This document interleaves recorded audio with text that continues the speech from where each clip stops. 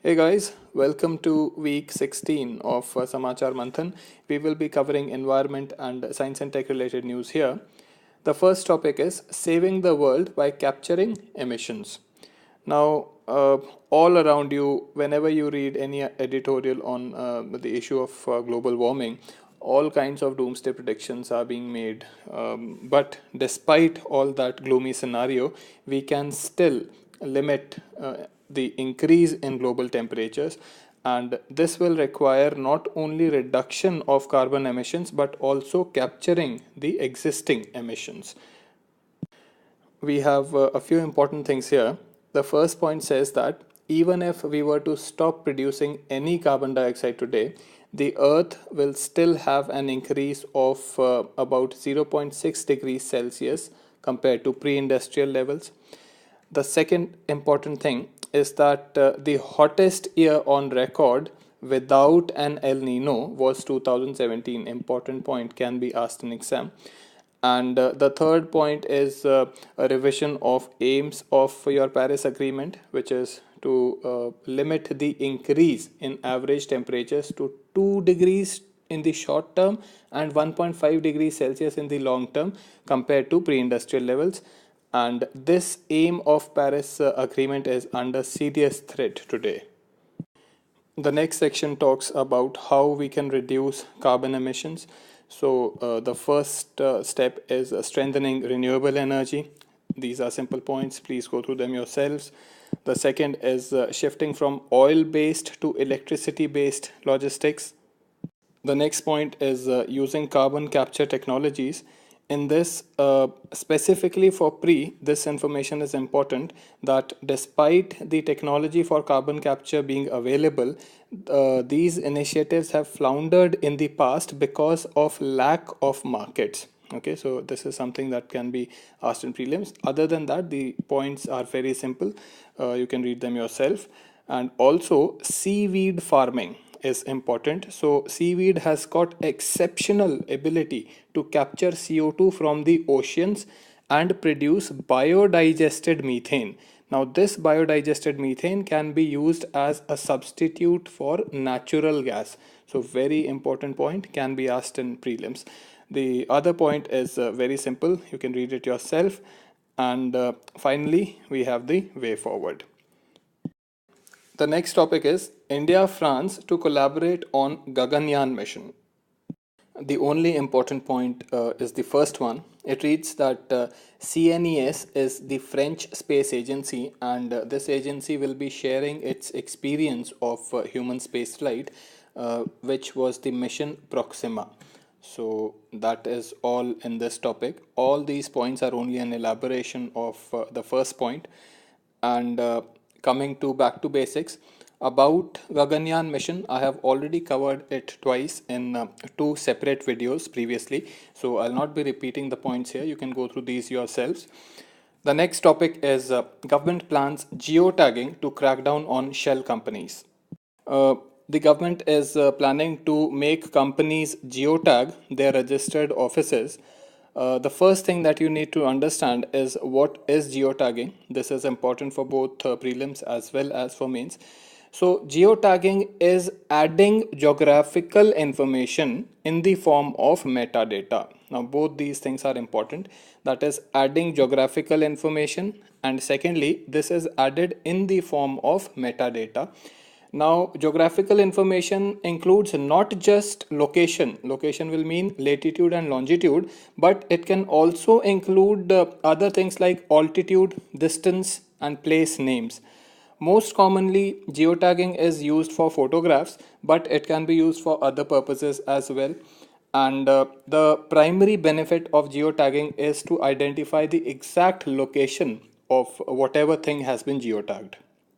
So the next point is benefits of geotagging. So we have already seen the most important benefit is identifying the location of whatever has been geotagged.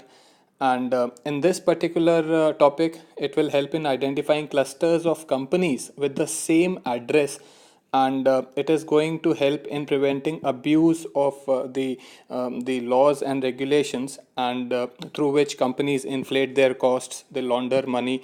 So all these problems can be avoided then. These points are optional. They don't have much relevance for either prelims or for mains. If you want to read them, you can go through them, but nothing really exam specific. Way forward will be needed in your mains. So that will be all in this topic. The next topic is elusive snow leopard spotted in Himachal Wildlife Sanctuary. So, a snow leopard has been spotted in Lipa Asra Wildlife Sanctuary in Himachal Pradesh.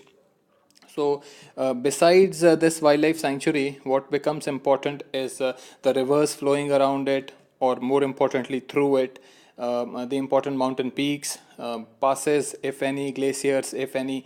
So, identify in your map where this wildlife sanctuary is, and whatever things I have mentioned, please locate them. The second is that this is a snow leopard, which means it requires snow to survive. So, most likely, it will be inhabiting snow capped areas. Now, I'll just give you a tigadam to just locate which areas would be snow capped. See, around 20 degrees Celsius is the average temperature on at the sea level. 20 degrees Celsius. Snow will happen when the temperature becomes negative, that is less than 0. In the troposphere, 6.5 degrees Celsius is the normal lapse rate. Normal lapse rate means the higher you go in the troposphere, in the atmosphere, the temperature will fall by the rate of 6.5 degrees Celsius per kilometer. All right, so per kilometer means per 1000 meters. You need to come to minus, that is less than 0. So 20 degrees will be about 3 times this. So 3 times will be it will be 18 and 1.5. So around 19.5 will be your fall in temperature. 19.5 degrees Celsius will be your fall in temperature at the height of 3000 meters from sea level, at the altitude of 3000 meters. So the moment you cross 3000 meters, your temperature will start to get 0, and beyond that negative. So anything that is higher than 3000, 3200, 3500 meters, these regions will most likely be snow capped. So here we are talking about 4000 meters, so it will be snow capped area. The other important thing is that because of global warming, snow capped areas will be reducing, that is, the snow line will be retreating. Say, for example, if the snow line was 2500 meters during pre industrial levels, today it will have retreated or gone higher up. So, for example, 4000 meters today from sea level. So it has retreated because of warming climate. These are just things which I am bringing to your notice so that you could solve some of the tricky options, if any, in your exam. Then coming to the next point, the conservation status of snow leopard has improved from endangered to vulnerable. So at present it is vulnerable. Till last year, it was endangered. Then the next is snow leopards are inhabiting newer areas. Also, 2 brown bears were spotted at about 3200 meters. That means these animals also can live in snowy areas, snow capped areas. Like this region will be snow free most likely in summers, but definitely snow capped in winters. 4000 meters will be perhaps snow capped all throughout the year. Okay, anyways, let's move ahead. uh, Conservation status of snow leopard in India. So India has a project snow leopard which was launched in 2009, and it promotes a knowledge based and adaptive conservation framework. And at present, under this program and under Indian laws, snow leopards have the same level of protection as the tiger, and these are listed under Schedule 1 of the Wildlife Protection Act of 1972. And Schedule 1 is the highest protection that is afforded to a species under Indian laws. So that will be all in this topic. The next topic is Indo-Mongolia Joint Exercise Nomadic Elephant. So this is the location of the exercise this year, and it is an annual bilateral exercise. So bilateral means there is no third nation participating, and it has been held every year since 2006. This is one way of asking the question, that it has been held since which year. The other way can be which edition of the exercise is the present one. So you just calculate after 2006, whatever edition is it. And it is held between Indian Army and Mongolian Armed Forces. So that means from India only the army participates, but from Mongolia their armed forces participate. Although they will not have a navy because it is a landlocked country, they might be having some air force, and because this name armed forces has been used, you can't really say for sure that it is only their army which is involved in this. So that will be all in this topic. The next topic is greenhouse gas emissions from Indian paddy fields very high. So it has been found that rice farming is twice as climate intensive as was previously estimated. And climate intensive means in terms of emissions.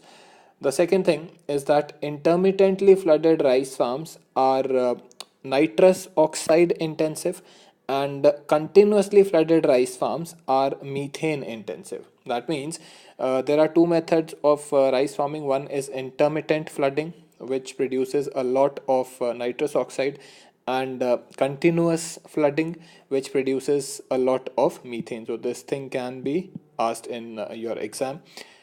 Then these points are simply a reiteration of whatever has been said, so nothing different here. You can go through them if you want, otherwise these are optional. The next point is that there's an inverse relation between methane and nitrous oxide emissions from rice farming. Inverse relation means if one thing increases, the other reduces.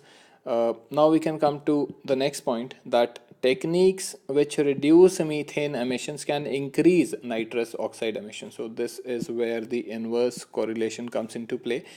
And the other point about nitrous oxide is that it is a long-lived greenhouse gas. This means that it stays in atmosphere for a long time, and it traps several times more heat than methane. This means that the global warming potential of nitrous oxide is much higher than methane. Important point, can be asked in exam. The next topic is that rice cultivation covers 11% of Earth's arable land and consumes one third of irrigation water. Important data. Then the report has proposed the method of shallow flooding for rice farming. So definitely a point which you can write in your mains. The next is each greenhouse gas has got a different global warming potential and persists in the atmosphere for a different length of time. This means that the final impact of any greenhouse gas will depend on its quantity in the atmosphere times its global warming potential times the time it persists in the atmosphere. So this becomes our equation. This is important information. The first point is that there are three main greenhouse gases. We all know that everything is compared to carbon dioxide when it comes to global warming. So we can call it like something like the gold standard of greenhouse gases, if you may. And that is why it has got 1x, because everything is compared to carbon dioxide. Now, next is methane, and methane is 25 times as effective, or 25 times more dangerous than carbon dioxide in terms of its global warming potential. So it traps 25 times more heat than CO2. Uh, Nitrous oxide traps 298 times more heat than CO2. Now, but the thing is that these three gases, they persist in the atmosphere for different lengths of time. So that is what is the saving grace. The next is water vapor is not considered to be an anthropogenic global warming gas, greenhouse gas. Okay. And the other greenhouse gases are also there, which are far greater in terms of their global warming potential, but are much less prevalent in the atmosphere. These are the gases, and these are most commonly used as refrigerants and in fire suppression, and they also have a depleting effect on ozone. That means they harm the ozone layer, the stratospheric ozone layer as well. The next topic is India's first missile tracking ship is ready for sea trials. The only important point in this picture is that Hindustan Shipyard has been a prominent partner in strengthening Indian Navy's military capabilities. So, this will be a first of its kind ocean surveillance ship, and it is part of the Strategic Weapons Program. The next important term is National Technical Research Organization. This organization is an intelligence agency which works directly under the PMO.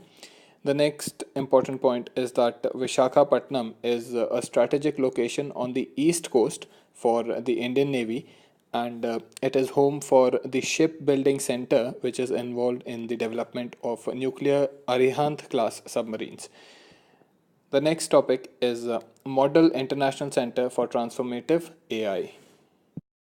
So, this is a collaboration between government as well as private bodies. Niti Aayog, Intel, and TIFR have joined hands to execute this project. And this is an initiative of Niti Aayog's National Strategy for Artificial Intelligence.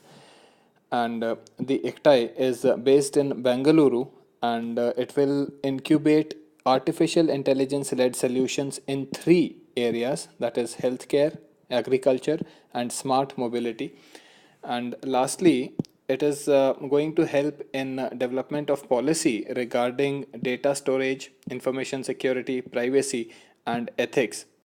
The next topic is government prohibits manufacture, supply, and sale of 328 FDC drugs.